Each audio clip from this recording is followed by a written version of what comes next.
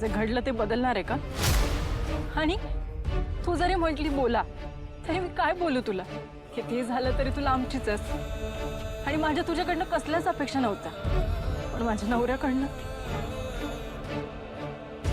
तो माझ्या कुठल्याच अपेक्षांवर खरा नाही उतरला. समयी आणि वात एकत्र यावी तेव्हा उजेड पडतो, पण समयीने वातीचं पीळ समजूनच घेतलं नाही तर तक्रार कोणाकडे करायची?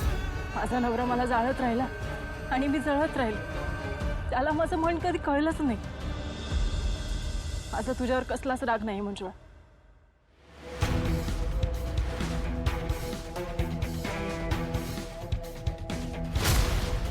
ही महामाया इथं काय करती? त्या दोघी एकमेकांशी काय बोलत असतील? लग्नाच्या दिवशी ज्याला मी माझं सर्वस्व अर्पण केलं, 7 वचनं दिली होती, तो माणूस माझा कधीच नव्हता हे आता मला चांगलंच माहिती आहे.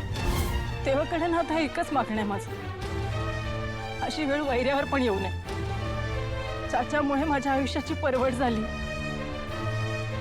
त्याच्यामुळे माझी रोज घुसमट होती. अशा माणसाचं बाळ माझ्या पोटात आहे. ह्याच्यापेक्षा मोठं दुःख काय असेल? आणि तर तुझ्यावर राग काढून कधीच संपणार नाही. ताई, मी माफी मागावी आणि तुम्ही मला माफ करावं. एवढी मोठी मी नाही, पण एवढं सगळं सहन करून तुम्हाला ठाम बघताना एकच सांगावं असं वाटतं, तुम्ही कायम माझ्यासाठी एक आदर्श बाई राहा. ताई, तुमच्या डोळ्यात जी माया आहे ना, ती सगळ्यांकडे नसते.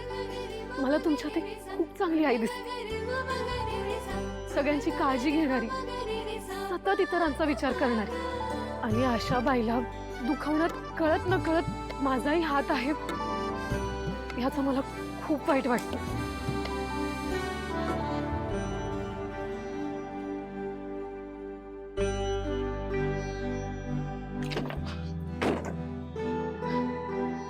बायको, व्यवस्थित झालं ना दर्शन?